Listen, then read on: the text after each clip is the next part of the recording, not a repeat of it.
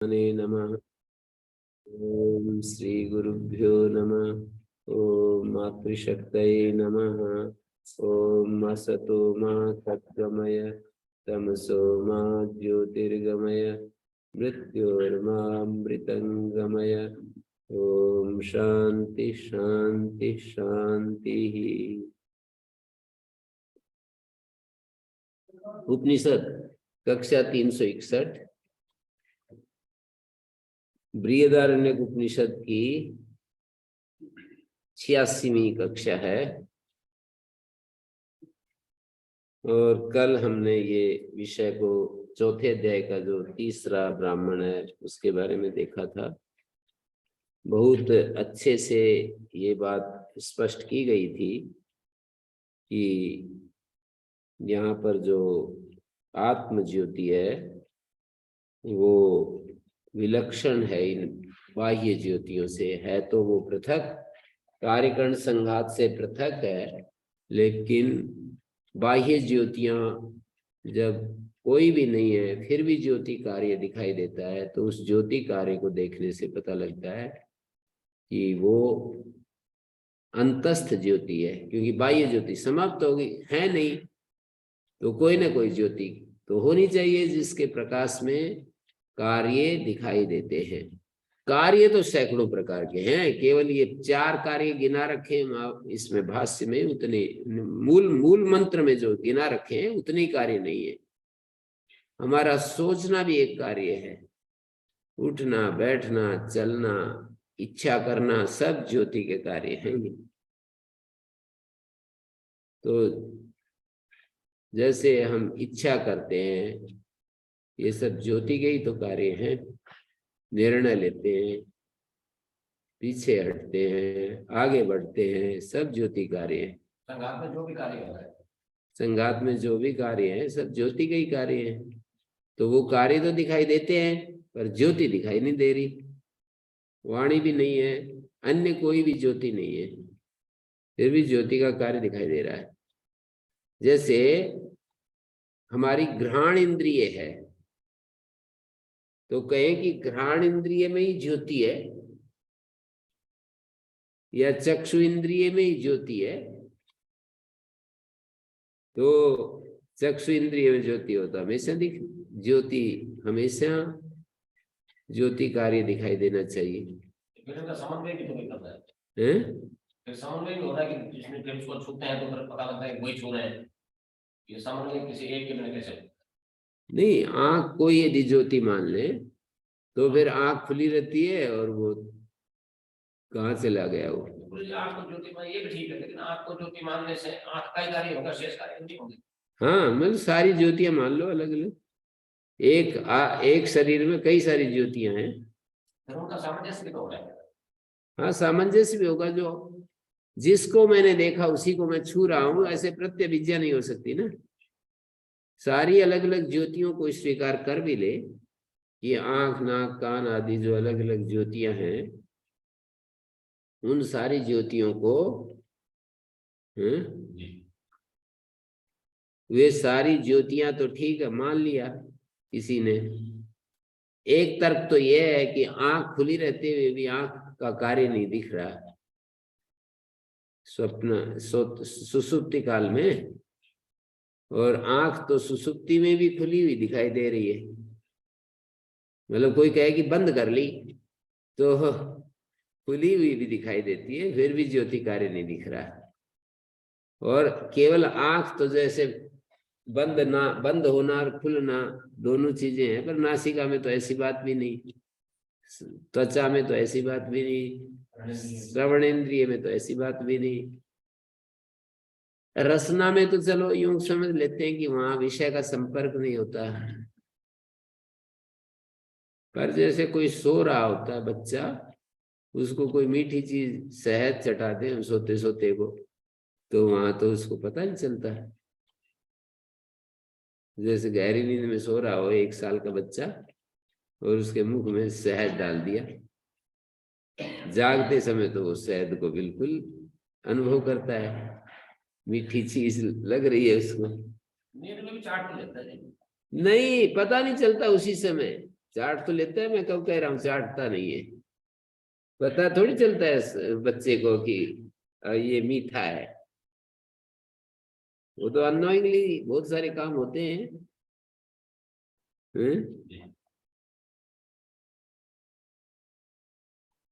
कभी कभी आदमी सुबह उठकर, कोई कोई आदमी में रोग होता है, 1 किलोमीटर दूर घूम करके आ गया रात को, और उसको पता ही नहीं कि कीचड़ में पैर सने हुए थे, उसको आकर के सो गया, फिर वहीं आकर के सो गया।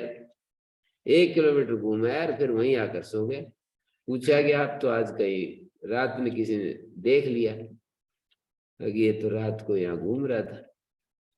तो बताया कि आप तो रात को उधर घूम रहे थे। बोले मैं तो कहीं नहीं गया, ये क्या हो गया?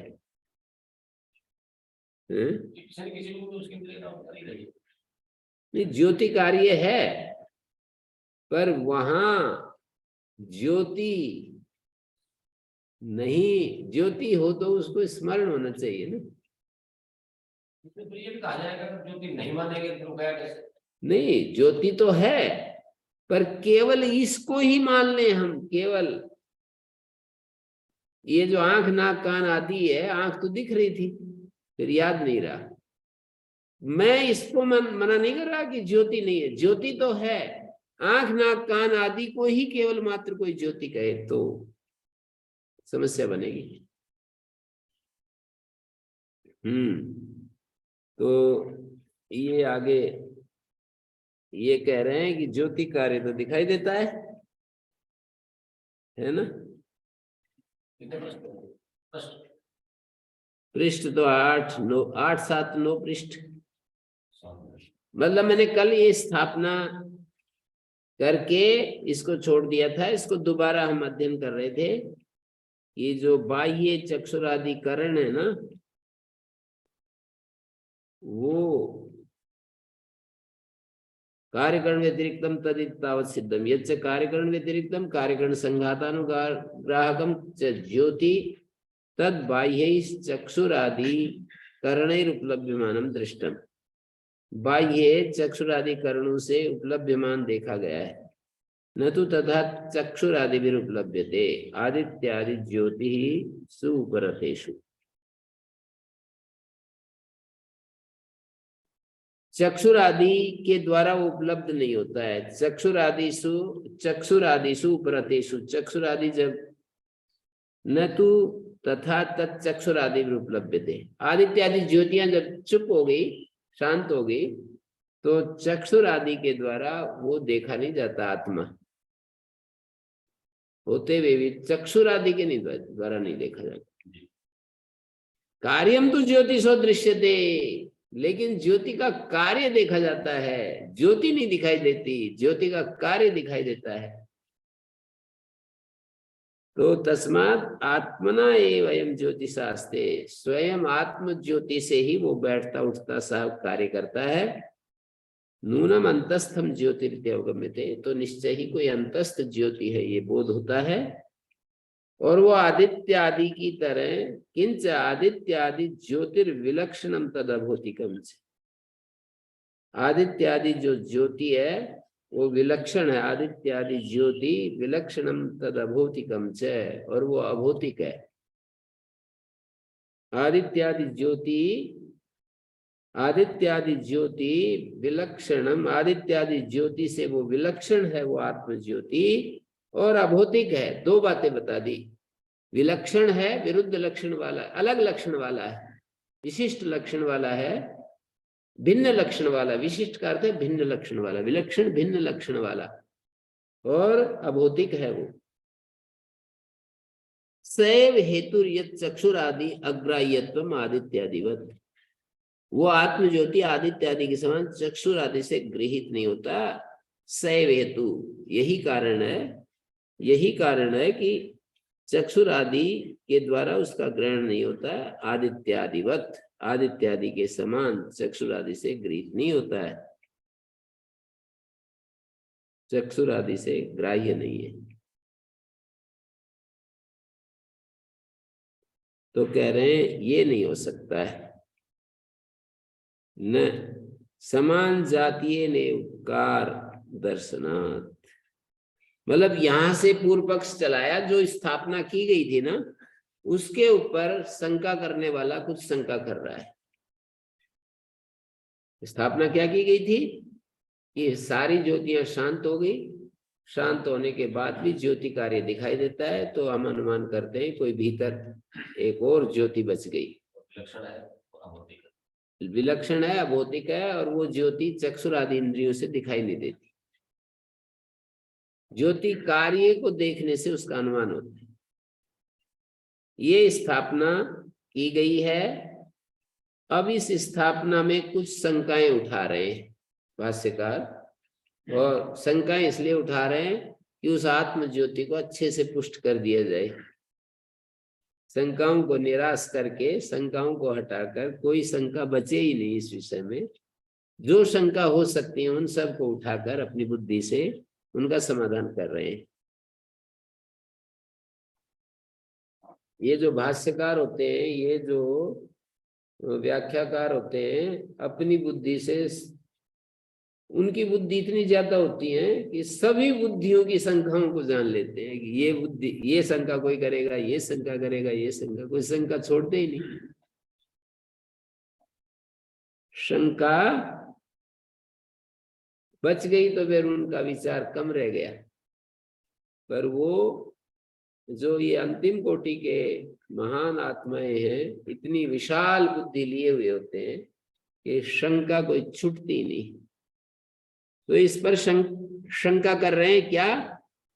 समान जातीय ने उपकार दर्शन, ये आप जो स्थापना कर रहे हो समान जातीय ने, मतलब हमारे कार्यकरण संघात का जो उपकार आपने कहा कि आत्मा से होता है, ज्योति से, उपकार तो समान जातीय से होता है। जिस तरह के कार्यकरण संघात है भौतिक है, तो भौतिक ही कोई ज्योति होनी चाहिए। भौतिक कार्यकरण संघात का अभौतिक ज्योति नहीं होनी चाहिए। समान जाति के द्वारा उपकार देखा जाता है। यद आदित्यादि विलक्षणम ज्योतिरांतरम सिद्धम, ये जो आपने कह दिया ना, दो बातें कही कि आदित्यादि से विलक्षण है वो और आंतर ज्योति है। आदित्यादि से विलक्षण का मतलब ये अभौतिक है। आदित्यादि तो भौतिक होते हैं, आदित्यादि से विलक्षण है का मतलब है भौतिक है, अभौतिक है। और अंतर है वो बाह्य तो दिखाई नहीं देती। तो खंडन इस शंका का, इस शंका को उठा करके पूर्व पक्षी खंडन कर रहा है। जो ये शंका जो स्थापना की गई थी ना सिद्धांति के द्वारा, उसको, उस स्थापना को दोहरा करके और पूर्व पक्षी खंडन कर रहा है। ये आप कह रहे हो ये बिल्कुल काल्पनिक बात कह रहे हो। हेतु ये दे रहा है कि समान जाति द्वारा उपकार देखा जाता है। हाँ, हेतु ये दे रहा है कि भाई समान जाति के द्वारा उपकार देखा जाता है। मतलब कार्यकरण संघात का उपकार उसी जाति का होना चाहिए जो ज्योति है। अलग प्रकार की ज्योति कार्यकरण संघात का उपकार नहीं कर सकती। और आंतर ज्योति आप बता रहे हो, ये ठीक नहीं है। वो आगे खंडन करेंगे इसका, आंतर ज्योति का भी खंडन करेंगे। आंतर ज्योति का खंडन कैसे करेंगे देखो। उपक्रियमाण समान जातीय ने आदित्यादि ज्योतिषा कार्यकरण संघातस्य भौतिकस्य भौतिकेन उपकारा क्रियमाणो दृश्यते यथा दृष्टम च इदम अनुमेयम।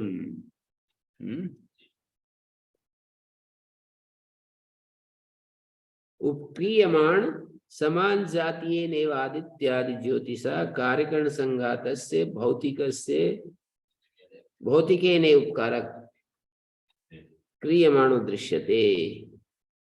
उसी को, मतलब वो जो एतद असत है ना, उसी बात को जो सूत्र रूप में बात कही गई थी ना, उसी को विस्तार से कह रहा है। ये नहीं कि ये दूसरी बात चल गई।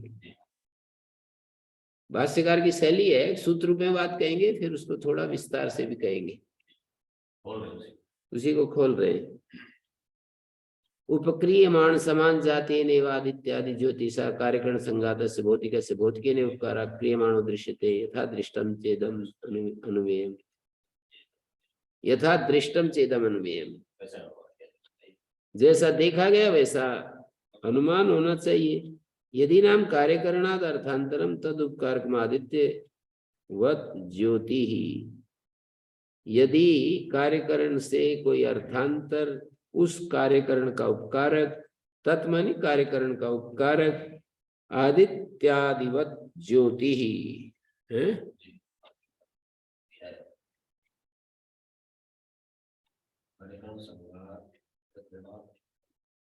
यदि नाम कार्यकरणात् अर्थांतरम तद उपकारकम आदित्यादिवत ज्योति,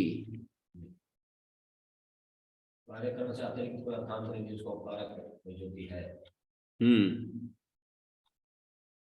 यदि नाम कार्यकरणात् अर्थांतरम तद उपकारकम आदित्यादिवत ज्योति, आदित्यादिवत ज्योति है। कार्यकरण संघात के समान जाति वाला ही माना होगा। यदि कार्यकरणाद अर्थांतरम तद उपकारकम, उस कार्यकरण का उपकारक आदित्य ज्योति है, तथापि कार्यकरण संघात समान जातीयम एवं अनुमेयम, तो भी कार्यकरण संघात के समान जातीय ही अनुमान होना चाहिए।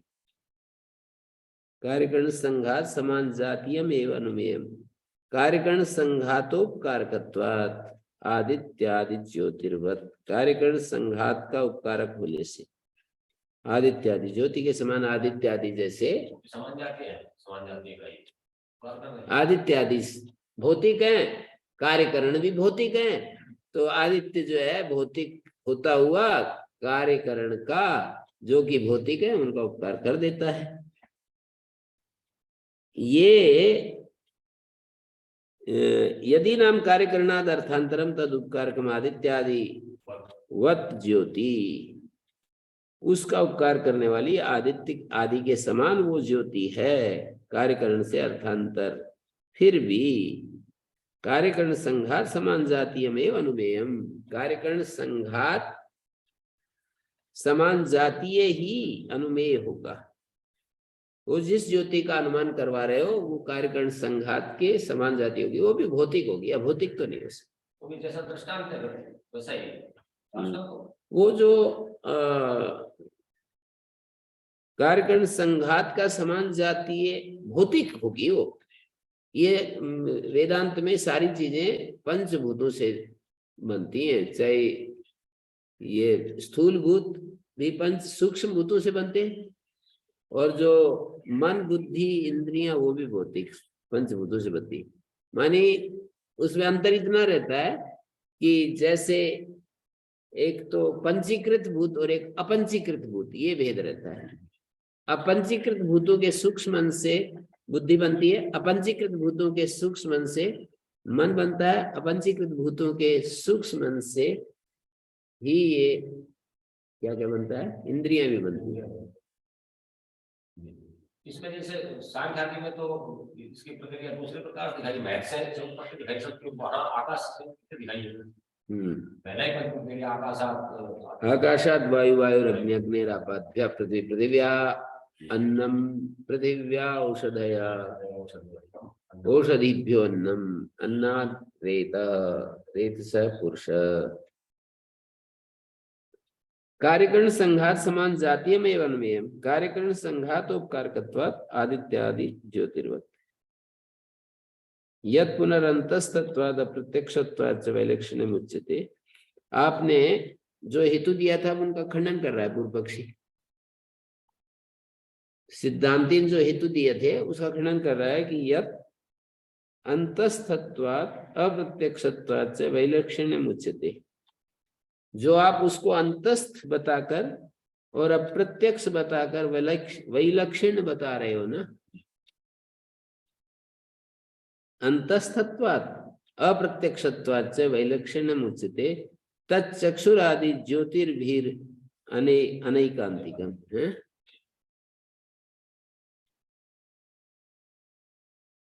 क्योंकि नेत्रादि भी अंतस्थ है, वो समान जाती है, वैलक्षण नहीं है। यत् पुनर अंतस्थत्वात् अप्रत्यक्षत्वात्, अंतस्थ होकर यदि आप उसको अप्रत्यक्ष होने से यदि उसको आप अंतस्थ होने से और अप्रत्यक्ष होने से विलक्षण कह रहे हो, इतना ही तो चक्षुरादि ज्योतिर्भिनैकांतिकम, चक्षुर आदि ज्योतियों से वो अनैकांतिक हो जाता है। यह तो अप्रत्यक्षाणी अंतस्थानी चक्षुरादि ज्योतिंसी, चक्षुरादि ज्योति भी ये तो गोलक है, इसके अंदर है ज्योति, तो वो अप्रत्यक्ष है, अंतस्थ भी है पर विलक्षण तो नहीं है। है जी, लेकिन भौतिक है। हाँ भौतिक है, विलक्षण नहीं है ना। चक्षुर जो है भूत का नहीं, तस्मा तव मनोरथ मात्रम, केवल कल्पना मात्र है ये विलक्षणम आत्म ज्योति, कल्पना मात्र है, ये पूर्व पक्षी ने कह दिया सिद्धांति को। अब वो कहता है कार्यकरण संघात भाव भावित्वाच संघात धर्मत्व अनुमीयते ज्योति सामान्य तो दृष्टस्य च अनुमान से विचारित्वाद अप्रामाण्य। एक और भी हेतु दे रहा है, खंडन करने वाला बहुत जबरदस्त खंडन करता है, सामान्य आदमी तो उसके खंडन को ऐसे चकरा जाता है कि ये तो सही तर्क दे रहा है बिल्कुल, ऐसा लगता है कि सिद्धांति कमजोर पड़ गया। हाँ सिद्धांति जो है वो कमजोर पड़ रहा है, पर वो कमजोर होगा नहीं। कार्यकरण संघात भाव भावित्वाद, एक हेतु और दिया कि देह इंद्रिय संघात के रहने पर ही रहती है आत्मज्योति, कार्यकरण संघात के भाव मानी होने से ही, भावी मानी होने से, वो जो ज्योति है वो कार्यकरण संघात के होने से ही होती है। इसलिए वो संघात का धर्म होता है। जैसे कि ये लाइट के होने से प्रकाश होता है, लाइट के न होने से प्रकाश नहीं होता है, तो लाइट प्रकाश जो है लाइट का ही धर्म है। तो कार्यकरण लक्षण कार्यकरण संघात के होने से ही, होने से कार्यकरण संघात भाव भावित्वात् संघात धर्मत्वम।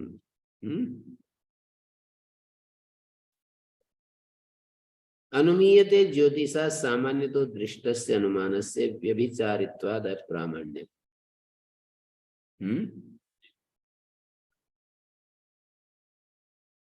कार्यकरण संघात भाव भावित्वाद संघात धर्मत्वम अनुमीयते ज्योतिषा,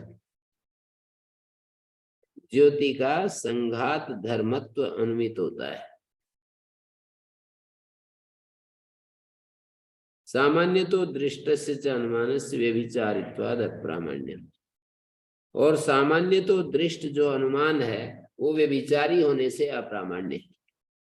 ये सामान्य तो दृष्ट अनुमान ही था कि ज्योति कार्य जो दिखाई देते हैं उससे अनुमान होता है कोई ज्योति है। सामान्य तो दृष्ट अनुमान था ये कि ज्योति के कार्य जो दिखाई देते हैं उससे पता लगता है कि कोई ज्योति है। तो सामान्य दृष्टांत व्यभिचारी है। कैसे? नेत्र देह का प्रकाशक होकर भी देह से पृथक नहीं है। ये ऐसा होता है ना कि भले ऐसे कहेंगे कि भाई चैतन्य ज्योति संघातात् भिन्नम, चैतन्य ज्योति संघात से अलग है, पृथक है। तद भासकत्वात्, उसका भाषक होने से आदित्यादिवत, जैसे आदित्यादि हमारे शरीर के भाषक होते हैं ना, तो उस संघात से अलग होते हैं।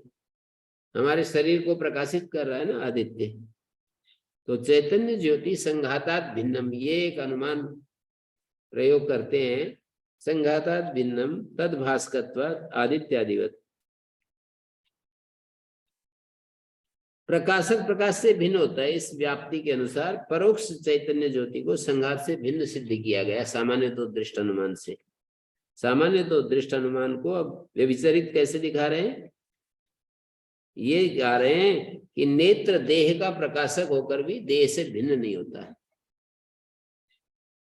नेत्र देह का प्रकाशक होता हुआ भी देह से भिन्न नहीं होता। संघात की प्रकाशिका होने के कारण जो चैतन्य ज्योति संघात से भिन्न सिद्ध कर रहे हो, उसका हेतु नेत्र आदि के विषय में व्यभिचरित हो जाता है, नैकांतिक हो जाता है।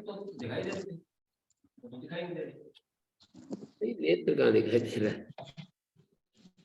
नेत्र कहाँ दिखाई दे रहा है? नेत्र के भीतर है ज्योति। तो झरोखा है ये तो। नेत्र तो जो गोलक है वो झरोखा है, ज्योति तो अंदर जल रही है। या अंदर दीपक जल रहा हो, झरोखे में से बाहर चली जाए। मतलब नेत्र झरोखा है और ज्योति कमरे के भीतर जल रही है, तो बाहर उसका प्रकाश चला जाता है। तो नेत्र देह का प्रकाशक होकर भी देह से पृथक नहीं है, ऐसे दिखाना चाह रहे हैं कि देह का प्रकाशक तो है पर देह से भिन्न नहीं है, भौतिक है। संघात की प्रकाशिका होने के कारण जो चैतन्य ज्योति है वो संघात से भिन्न सिद्ध कर रहे हो, तो ये हेतु नेत्र आदि के विषय में अनैकांतिक हो गए ना। क्या अनैकांतिक हो गया? नेत्र आदि भी भौतिक होते हुए भी अंतर भी है और भौतिक भी है। हाँ, तो अंतर तो है पर भौतिक है, विलक्षण तो नहीं है। तो आत्म ज्योति को विलक्षण जो कर रहे हो ना कि कार्यकरण संघात से विलक्षण है, पृथक है।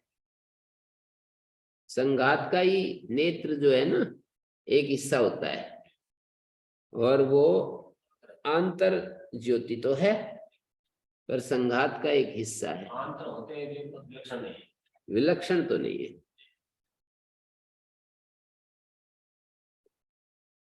कार्यकरण संघात के होने से मतलब कार्यकरण संघात का होने के ऊपर ही वो होना है।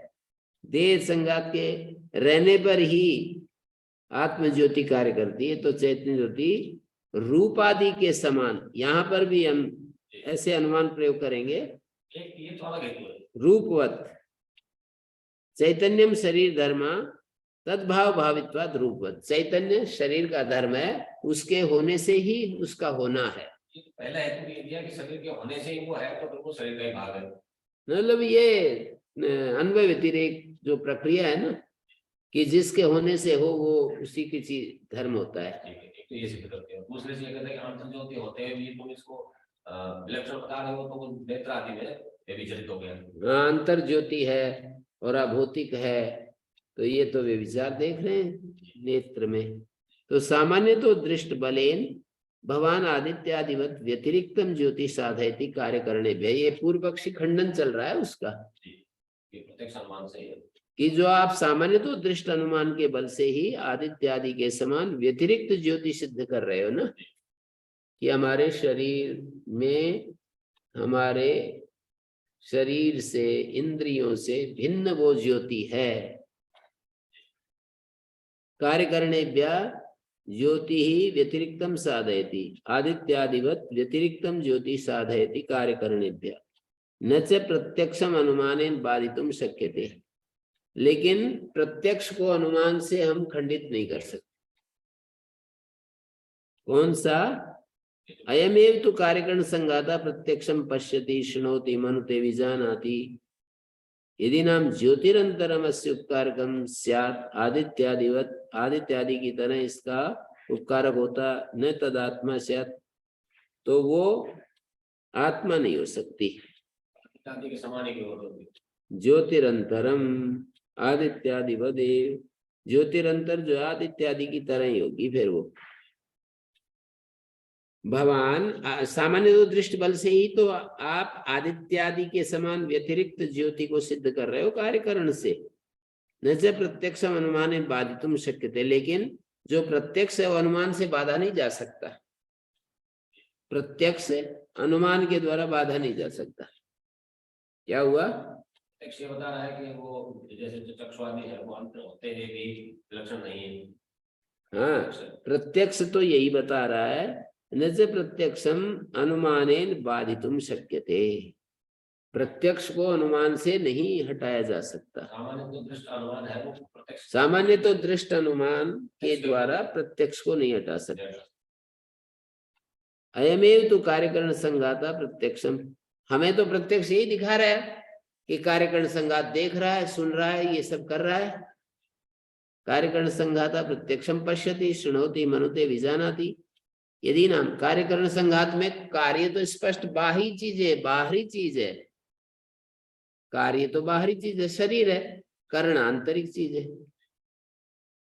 कार्यकरण संघात प्रत्यक्ष ही देखता है, सुनता है, मनन करता है, जानता है। यदि नाम ज्योतिरंतरम अस्य उपकारकम स्याद आदित्यादिवत, यदि आदित्यादि की इस तरह इसका कोई अन्य ज्योति उपकारक हो कार्यकरण संघात की, न तदात्मा स्यात्, तो इनकी तरह उस वो आत्मा नहीं हो सकती, इनकी तरह ही भौतिक, इन्हीं की तरह होगी। न तदात्मा स्यात् ज्योतिरंतरम आदित्यादिवदेव, आदित्यादि की तरह ही होगी वो। न तदात्मा स्यात् ज्योतिरंतरम, तो वो ज्योतिरंतर आत्मा नहीं हो सकता, कोमन लगना चाहिए यहाँ। न तद आत्मा स्यात्, ये जो कोमल अगर रखा है ना, ज्योतिरंतरम, न तद आत्मा स्यात् ज्योतिरंतरम, वो जो ज्योतिरंतर है वो आत्मा तो नहीं हो सकता। आदित्यादि व देव स्यात्, आदित्यादि की श्रेणी की ही होनी चाहिए। सैव तु प्रत्यक्षम दर्शनादि क्रियाम करोति सैव आत्मा स्यात् कार्यकरण संघाता, जो प्रत्यक्ष दर्शनादि क्रिया कर रहा है वही तो आत्मा होगा कार्यकरण संघात। नान्य प्रत्यक्ष विरोध अनुमान से प्रामाण्यात, प्रत्यक्ष के साथ विरोध आ जाए तो अनुमान अप्रामाणिक हो जाता है। तो वो सिद्धांती अब बीच में थोड़ा सा अपनी एक आहुति लगाता है, फिर पूर्व पक्षी चल पड़ेगा। सिद्धांति ने आहुति लगाई, ननु अयमेव चेत दर्शनादि क्रिया कर्ता आत्मा संघात है। यदि ये दर्शनादि क्रिया का कर्ता आत्मा संघात, अयमेव, यही, ये संघात ही, अयमेव संघात, दर्शनादि क्रिया करता आत्मा, यदि ये संघाती दर्शनादि क्रियाओं का करने वाला आत्मा हो तो ऐसा नहीं हो सकता। ननु अयमेव चेत दर्शनादि क्रिया करता आत्मा संघात कथम अविकलस्य अस्य दर्शनादि क्रिया कर्तृत्व कदाचित भवति कदाचित नहीं। ये बीच में आहुति लगाई सिद्धांति ने कि यदि ये संघात ही दर्शनादि क्रियाओं का करने वाला आत्मा हो तो ऐसा नहीं होता है कि इसमें कोई विकार न आने पर भी है। कथम अविकलस्य, विकार न आने पर भी कभी तो इसमें दर्शनादि क्रियाओं का कर्तृत्व रहता है, कभी नहीं होता। जैसे सुसुप्ति में नहीं रहता है, विकार तो है नहीं, कि आंख टूट गई भाई, कान बहरा हो गया, नासिका ने गंध ग्रहण करने को छोड़ दिया, शरीर कट गया, या गर्दन कट गई, ऐसा कुछ भी नहीं होगा। अविकलस्य दर्शनादि क्रिया कर्तृत्व, दर्शनादि क्रिया का कर्तृत्व कदाचित भवति कदाचित नहीं, इसमें कोई विकार नहीं आ रहा, अविकल है। ऐसा क्यों होता है? यदि संघाती दर्शनादि क्रियाओं का करने वाला आत्मा हो तो ऐसा क्यों होता है कि इसमें कोई विकार न आने पर भी कभी तो इसमें दर्शनादि क्रियाओं का कर्तृत्व रहता है, कभी नहीं रहता है। नैष दोष दृष्टत्वात्, कहते हैं इसमें क्या आपत्ति आप कर रहे हो, साफ साफ प्रत्यक्ष दिखाई देता है, इसमें और क्या कारण खोजना है। मतलब ऐसा ही इसका स्वभाव है, कभी कभी ये दर्शनादि क्रिया करता दिखाई देता है, कभी नहीं दिखाई देता है, स्वभाव।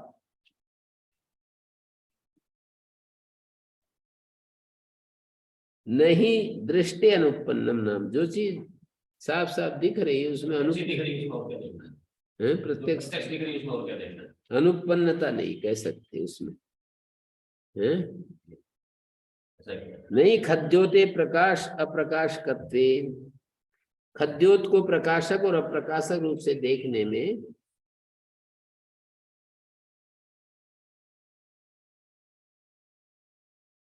अन्य कारण का अनुमान नहीं है। दृश्यमाने कारणांतरम अनुमेय, नहीं खद्योते प्रकाश अप्रकाशकत्वेन, जो खद्योत होता है जुगनू प्रकाश अप्रकाशकत्वेन, प्रकाशक और अप्रकाशक रूप से देखने में, प्रकाशक एक बार तो प्रकाश होता है, एक बार नहीं होता है। तो नहीं खद्योते प्रकाश अप्रकाशकत्वेन दृश्यमाने, जब वो प्रकाश अप्रकाश दिखाई दे रहा है तो कारणांतर में अनुमेय, कोई कारणांतर क्या अनुमान करना होता है कि इसका क्या कारण है। एक बार प्रकाश होता है, एक बार नहीं होता है। अनुमेय से केनचित सामान्य सर्वम सर्वत्र अनुमेयम स्यात्। और कहते हैं अनुमेय करोगे केनचित सामान्य, किसी सादृश्य को लेकर अनुमान करोगे तो सर्वम सर्वत्र अनुमेयम स्यात् तच्च अनिष्टम। तो सब जगह अनुमान करना पड़ेगा, अनुमान का अनुमान, फिर अनुमान का अनुमान, ये अनिष्ट हो जाएगा। अनुमान किया जाए तब तो सब जगह सबके विषय में अनुमान करना पड़ेगा। जैसे पदार्थ स्वभाव नास्ति, आप ऐसा नहीं कह सकते कि पदार्थ का कोई अपना स्वभाव ही नहीं होता है, ऐसा नहीं कह सकते। नहीं, अग्नि उष्ण स्वाभाव्यम अन्य निमित्तम, अग्नि का उष्ण स्वाभाव्य जो है किसी अन्य के निमित्त से नहीं है। उदकस्य वा शैत्यम, उदक का जो शैत्य है वो किसी अन्य के निमित्त से, वैसा नहीं है। प्राणी धर्म अधर्म आदि अपेक्षम इति चेत, प्राणी धर्म अधर्म आदि की अपेक्षा से यदि वैसा होता है तो क्या कहोगे? प्राणी धर्म अधर्म आदि, प्राणी धर्म अधर्म आद्यपेक्षम इति चेत, स्वभाव भी प्राणियों के धर्माधर्म की अपेक्षा से होता है। प्राणी धर्माधर्म, प्राणियों के जो संस्कार है, कर्माशय है, उसकी अपेक्षा से होता है ये स्वभाव भी काम करने वाला। धर्माधर्म आदि निमित्तांतर निमित्तांतर अपेक्ष स्वभाव प्रसंग, तो धर्माधर्म आदि का कोई निमित्तांतर की अपेक्षा करना पड़ेगा। धर्माधर्म को आप निमित्त बनाओगे ना, धर्माधर्म आदि निमित्तांतर अपेक्ष स्वभाव प्रसंग। प्राणी धर्माधर्म आदि अपेक्षम, ये जो चीजें होती है ना प्राणियों के धर्माधर्म की अपेक्षा से होती है। स्वभाव जो होता है प्राणी धर्माधर्म की अपेक्षा होता है, तो धर्माधर्म आदि का भी किसी अन्य निमित्त की अपेक्षा रखने वाला स्वभाव मानने का प्रसंग होगा। धर्माधर्म आदि निमित्तांतर अपेक्ष स्वभाव प्रसंग। अवस्था दोष हो जाएगा। अस्तु इति चेत न तद अनवस्था प्रसंग, कहते हैं होने दो कोई बात नहीं, कहते नहीं अनवस्था दोष आएगा, सच अनिष्ट। मतलब धर्माधर्म, प्राणी धर्माधर्म को स्वभाव से मानोगे तो धर्माधर्म का निमित्तांतर कोई और स्वभाव है।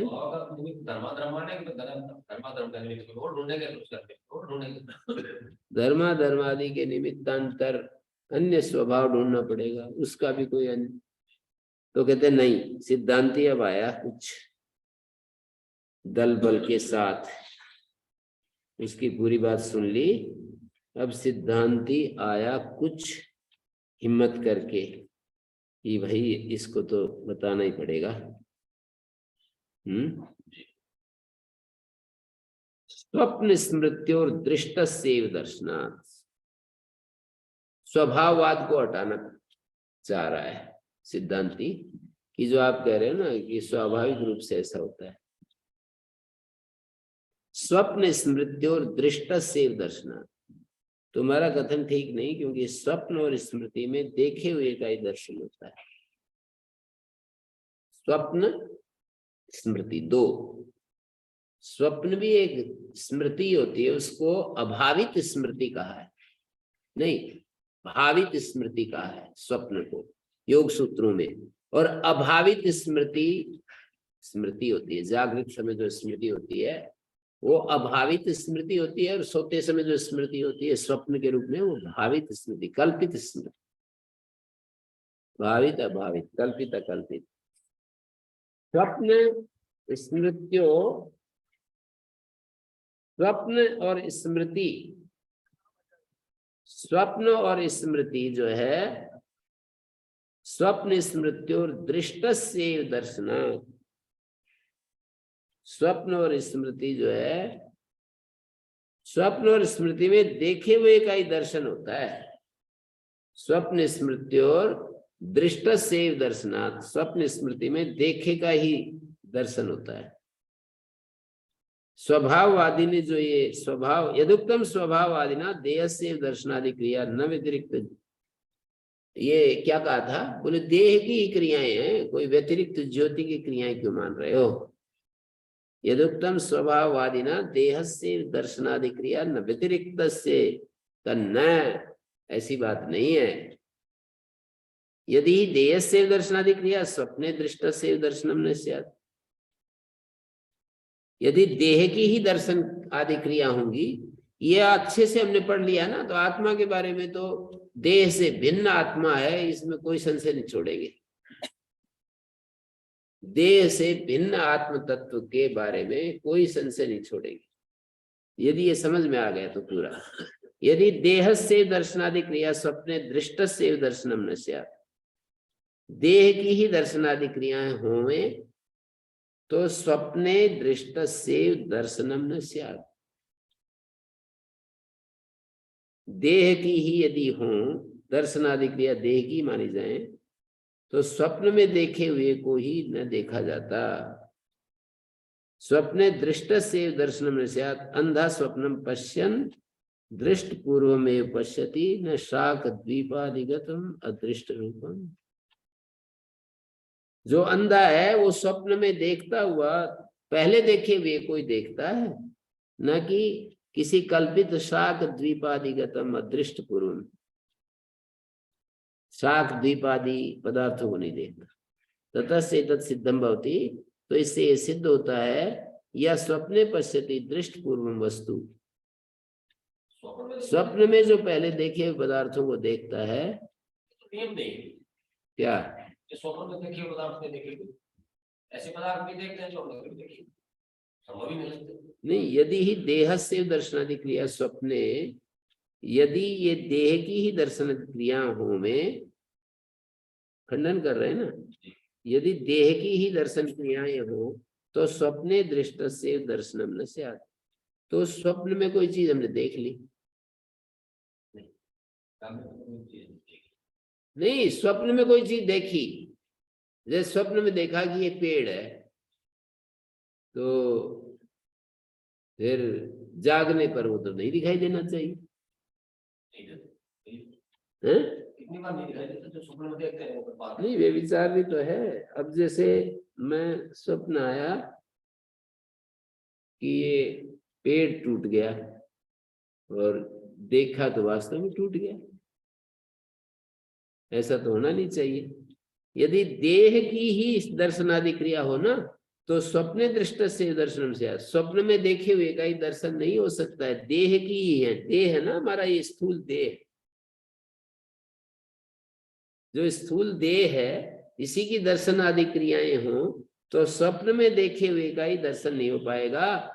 एक और बात कह रहे हैं, अंधा स्वप्नम पश्यन् दृष्ट पूर्व में पश्यति। अंधा स्वप्न को देखता है ना, तो दृष्ट पूर्व को ही देखता है, न साक दीपादिगतम अदृष्ट रूपम ततस्से तत् सिद्धम भवति।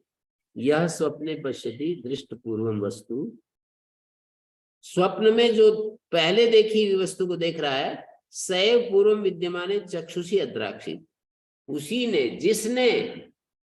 जिसने स्वप्न में देखा, यह स्वप्ने पश्यति दृष्ट पूर्व वस्तु, स्वप्न में तो पहले देखी हुई देखी, यह स्वप्ने पश्यति दृष्ट पूर्वम, आज स्वप्न में मैंने देखी थी, कल जो देखी थी उसको तो पहले भी स्वप्न में देखी थी ना, वैसे देखी। यह स्वप्ने पश्यति दृष्ट पूर्व वस्तु, स्वप्न में जो देखता है, पहले देखी हुई, पहले जागृत अवस्था में कोई चीज देखी और स्वप्न में देखने लगा। स्वप्न में पहले देखे हुए पदार्थ कोई देखता है ना, जागृत अवस्था में पहले देखा था, उनको स्वप्न में देखता है। सैव पूर्व विद्यमान चक्षुषी अद्राक्षित, पहले जागृत अवस्था में, विद्यमान अवस्था में चक्षु जब थी तब देखा था, न देहा, देह ने थोड़ी देखा था। ये कहना चाहते हैं चक्षु ने जो पहले देखा था स्वप्न में वही देखता है, ऐसा कहना चाहते हैं? नहीं, देह के ऊपर आया ना, देह का मतलब ये जो शरीर है ना, शरीर चक्षु भी तो पूरी शरीर का भाग है, करण का भाग है। देह और करण दो चीजें लेकर चल रहे हैं।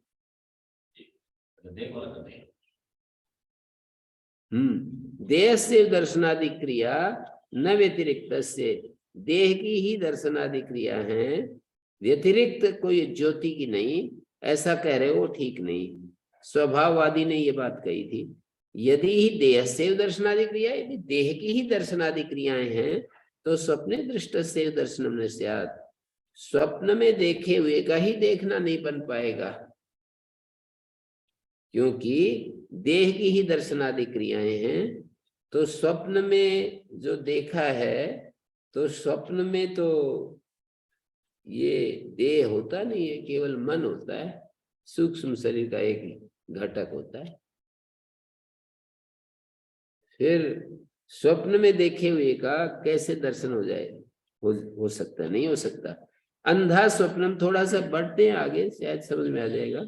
अंधा स्वप्नम पश्यन दृष्ट पूर्व में पश्यति, अंध जो है अंध व्यक्ति स्वप्न को देखता हुआ पहले देखे हुए चीज को ही देखता है, जागृत अवस्था में देखी हुई चीज को देखता है। न साख द्वीपादिगतम दृष्ट रूपम ततस्य एतत् सिद्धम भवति, तो इस प्रकार ये बात सिद्ध होती है, यह स्वप्ने पश्यति दृष्ट पूर्व वस्तु सैव पूर्व विद्यमान चक्षुषी अद्राक्षी न देहा। ये क्या सिद्ध हुआ, जो स्वप्न में देखता है ना, पहले जागृत अवस्था में देखी हुई वस्तु को जो स्वप्न में देख रहा है, सैव पूर्व विद्यमान चक्षुषी अद्राक्षी न देहा, जो अब स्वप्न में देख रहा है या स्वप्ने पश्यति, जागृत अवस्था में जो चीज देखी वही पहले चक्षु के विद्यमान रहते हुए देखी थी। जागृत अवस्था में चक्षु सही सलामत थी, न देहा, देह ने नहीं देखा था, चक्षु ने ही देखा था। देह और चक्षु को अलग अलग करके देख रहे हैं ना। यह स्वप्ने पश्यति दृष्ट पूर्व वस्तु, स्वप्न में जो दृष्ट पूर्व वस्तु को देखता है, सैव पूर्वम विद्यमाने चक्षुषी, वही पहले विद्यमान चक्षु के देखी थी, न देह, देह ने नहीं देखा। देह से दृष्टा स येन द्राक्षी तस्मिन् उद्धृते चक्षुषी स्वप्ने तदेव दृष्ट पूर्वम न पश्येत्, अस्ति च लोके प्रसिद्धि पूर्वम दृष्टम मया हि मदा सिंहम अद्याहं स्वप्ने अद्राक्षम यदि उद्धृत चक्षुषाम अंधानाम अपि तस्माद् अनुद्धृते भी चक्षुषी या स्वप्न दृक् सैव दृष्टा न देहा इति अवगम्यते। ये सिद्धांति का खंडन चल रहा है ना, उसकी बातों का उत्तर कि देह ही कार्यकरण संघात, ये जो शरीर रूप है ना, यही करता है। तो इसका पहले उत्तर देना शुरू किया कि जो आप कार्य को वो बता रहे हो कि यही करता है, ये ठीक नहीं है। स्वप्न में जो देखता है वो क्या देखता है, पहले जागृत अवस्था में देखी वस्तु देखता है, सैव पूर्व विद्यमान चक्षुषी अद्राक्षित, वही जो है जब आंखें जागृत अवस्था में थी तब उसने देखा था, देह ने नहीं देखा। देह से दृष्टा, यदि देह को दृष्टा मान लिया तो स येन द्राक्षी तस्मिन् उद्धृते चक्षुषी स्वप्ने तदेव दृष्ट पूर्वम न पश्येत्। ठीक है, देह से दृष्टा स येन द्राक्षित, वो येन द्राक्षित, देह यदि दृष्टा है तो स येन द्राक्षित तस्मिन् उद्धृते चक्षुषी, देह दृष्टा है ना, तो जो देह ने जिस साधन से देखा, तस्मिन् उद्धृते चक्षुषी, उसके चक्षु के उद्धृत कर लेने पर, निकाल देने पर, तस्मिन् उद्धृते चक्षुषी स्वप्ने तदेव दृष्ट पूर्व न पश्येत्, स्वप्न में उसी दृष्ट पूर्व को नहीं देखना चाहिए।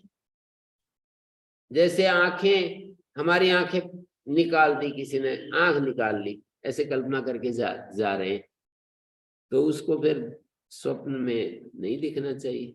माने जो स्वप्न में देख रहा है भली दृष्टा था, पहले नेत्र थी तब भी वही दृष्टा था, नेत्र दृष्टा नहीं है, ऐसा कहना चाहते। स्वप्न पश्यति, स्वप्न में जो देखी हुई पहले, मतलब 10 तारीख को देखी हुई वस्तु, पहले 10 तारीख को देखी, फिर 11 को रात को फिर स्वप्न में देखी, तो यह स्वप्न पश्यति दृष्ट पूर्व वस्तु, 10 तारीख को देखी हुई वो 11 तारीख को देख रहा है। सैव पूर्व विद्यमान चक्षुषी अद्राक्षी, तो वही पहले मानी 10 तारीख को उसकी आंखें सही सलामत थी, उसने देखा, दृष्ट पूर्व वस्तु न देहा, देह से दृष्टा, यदि देही दृष्टा मानोगे, स ये न द्राक्षी तस्वीर उद्धृते चक्षुषी, देह यदि दृष्टा हो जाए तो वो जिस साधन से उसने देखा था, 10 तारीख को देखा था, तस्वीर उद्धृते चक्षुषी स्वप्ने, अब उसका आंख किसी ने निकाल ली, अब स्वप्न आया, तदेव दृष्ट पूर्वम न पश्येत। अब वो जो पहले देखा था ना 10 तारीख को, वो 11 तारीख को नहीं देखना चाहिए, उसको आंखें निकल गई। यदि आंखें ही दृष्टा है तो नहीं दिखना चाहिए, लेकिन दिखता तो है। अस्ति च लोके प्रसिद्धि पूर्वम दृष्टम मया हिमवता सिंहम, पहले मैंने हिमालय का चोटी देखी, अद्याहम स्वप्ने अद्राक्षम, और वो आज मैंने देखी, आंख निकल गई बीच में, आंख फूट गई, और फिर भी कह रहा है कि स्वप्न में देखी। उद्धृत चक्षुषा मंधा नाम भी, जिनकी आंखें फूट गई या निकाल ली किसी ने भी, ठीक है।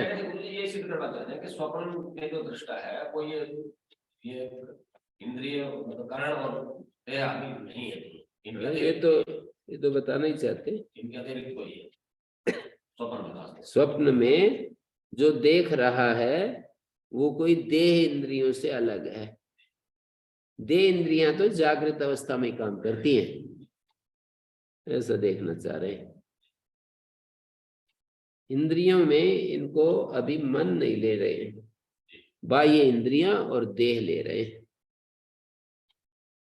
वैसे तो अंतर इंद्रिय भी लेते हैं, लेकिन यहाँ पर जो प्रसंग चल रहा है वो बाह्य इंद्रियां और शरीर, इन दोनों को पकड़ करके चर्चा कर रहे हैं।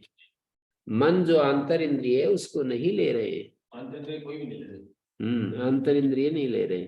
तो कह रहे देही यदि दृष्टा हो, स्वप्ने दृष्ट से दर्शनम ने से, पहले तो ये 882 पेज पर नीचे कहा ना, देह की ही दर्शनादि क्रिया हो तो स्वप्न में देखे हुए का दर्शन नहीं हो सकता है, क्योंकि स्वप्न में देह तो कार्य कर नहीं रही, और फिर देखा हमने, दिखाई दे रहा है, और फिर हम जागते समय उसका दर्शन, स्मरण करते हैं, उसका स्मरण करते हैं। स्वप्ने दृष्ट से दर्शनम ने स्यात्, स्वप्न में ही जो देखा गया है उसी का दर्शन नहीं हो पाएगा।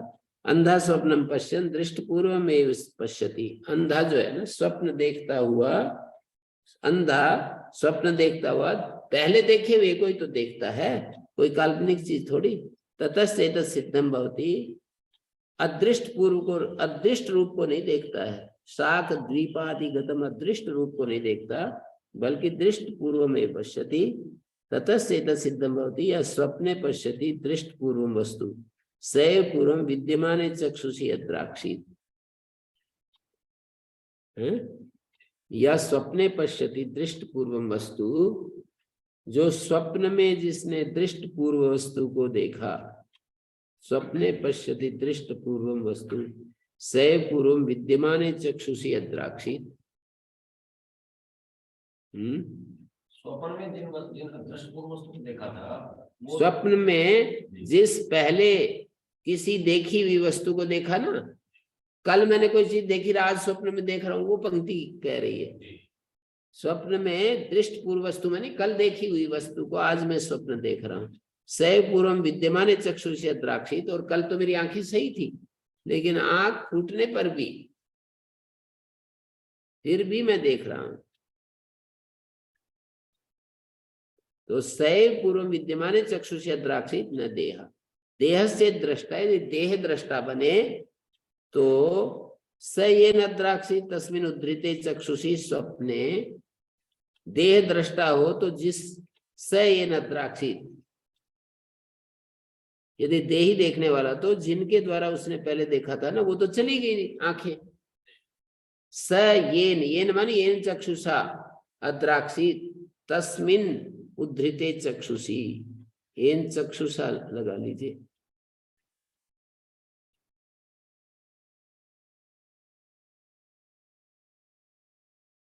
ठीक है, जिस चक्षु से उसने देखा उसके उद्धृत होने पर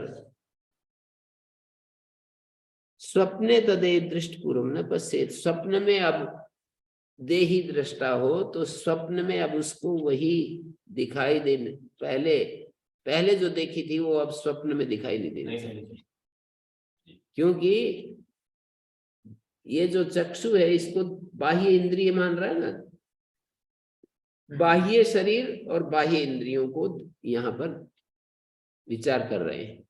यदि वही दृष्टा हो तो फिर वो कैसे दिखाई दे जाती है स्वप्न में जो पहले देखी हुई चीज। कल जो मैंने चीज देखी थी वो स्वप्न में मुझे कैसे दिखाई दे दी, मैं अंधे होने पर भी। देही दृष्टा है तो अंधा होने पर नहीं दिखाई देनी चाहिए। ओम गुरुजी। गुरुजी यदि अंधा नहीं है तब भी मतलब नहीं दिखनी चाहिए स्वप्न में तो, क्योंकि आंखें तो बंद होती हैं। हाँ वो भी है, आंखें खुली हो तो भी। जी। अस्तित्व लोके प्रसिद्धि पूर्वम दृष्टम मया हिम्मता सिंहम। लोक में ऐसी प्रसिद्धि है, पहले मैंने हिमालय की चोटी देखी, अद्याहम स्वप्ने द्राक्षम। पहले मैंने हिमालय की चोटी देखी थी 1 महीने पहले और आज मैंने स्वप्न में देखी, ऐसे लोक में कहते हैं। और अब देखते समय वो आंखें हैं नहीं, पहले मैंने देखी और आज मैंने स्वप्न में देखी। जब वो कह रहा है ना आज मैंने स्वप्न में देखी, उसकी आंखें चली गई।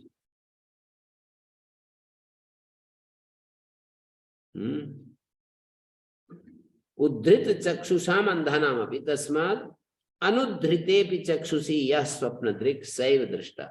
इसलिए जो अनुद्धृत अवस्था में आंखें नहीं गई तब भी अनुद्धृते भी चक्षुषी या स्वप्न दृक्, अनुद्धृते भी चक्षुषी,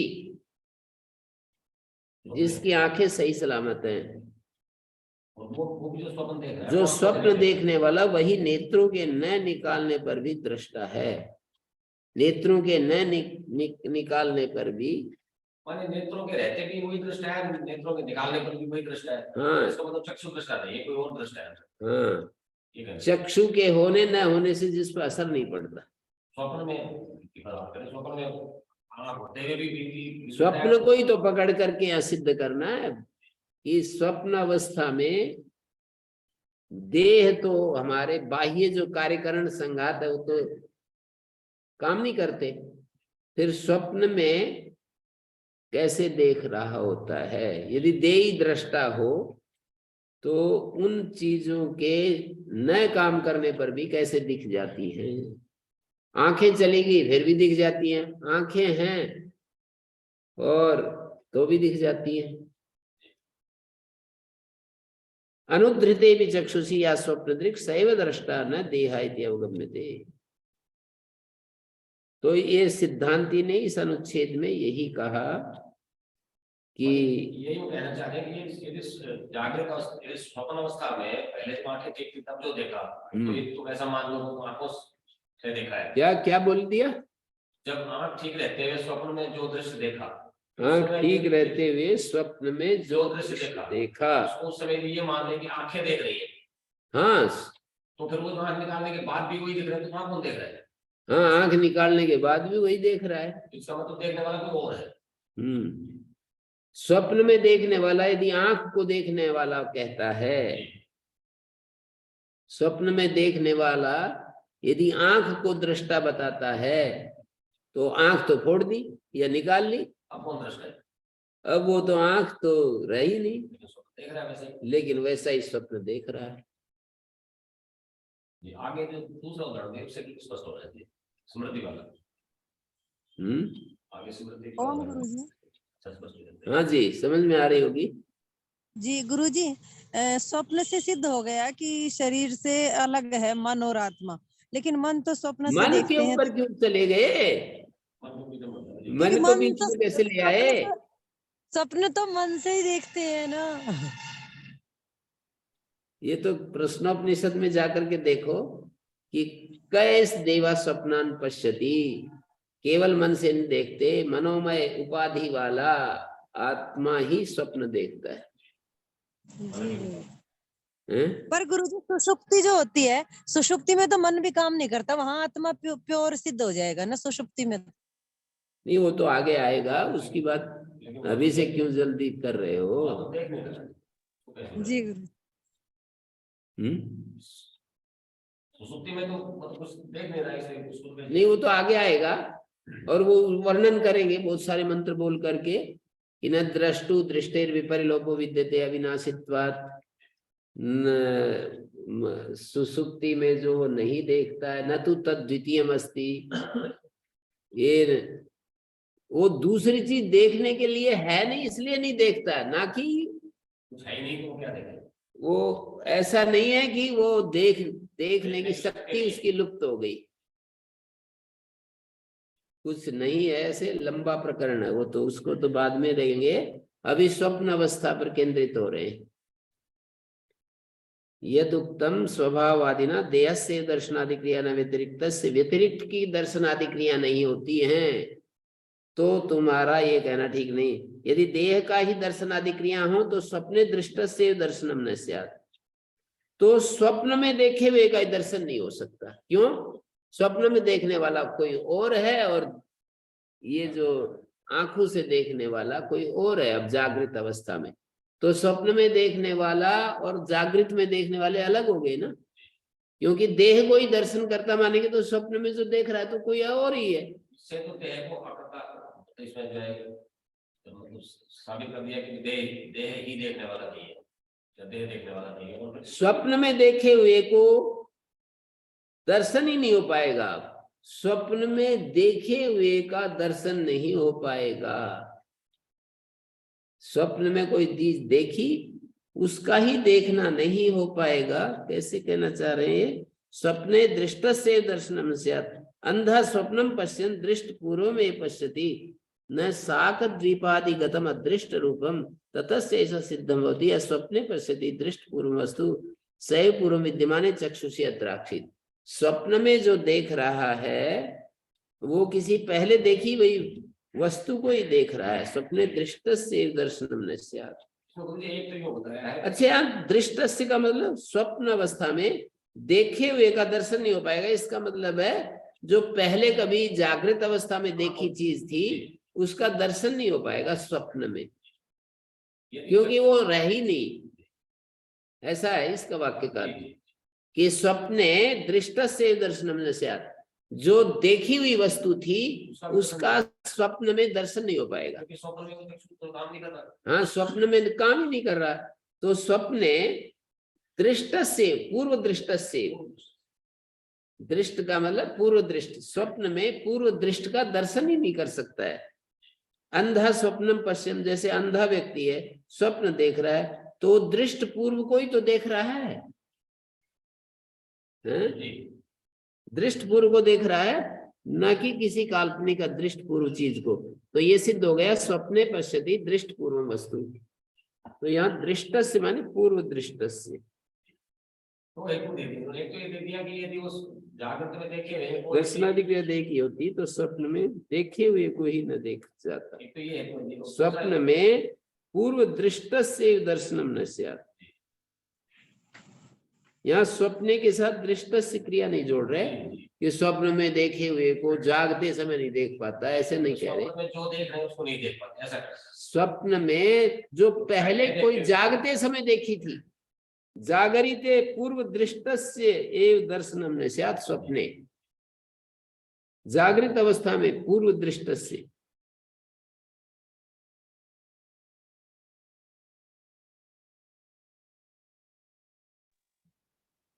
गुरुजी, जो जन्म से अंधा होता है उसको स्वप्न नहीं आते? रूप के नहीं आते, और कोई कोई को तो आ भी सकता है पूर्व जन्म का अपवाद रूप में। बातों के आते होंगे, मतलब शब्दों के, उसने ऐसे कहा वैसे नहीं, वो तो आते हैं, पर मैं कह रहा हूँ कि अपवाद रूप में अरबों खरबों में से एक आधा पूर्व का भी आ सकता है जी। पहले जन्म के देखे हुए का भी आ सकता है ना जी।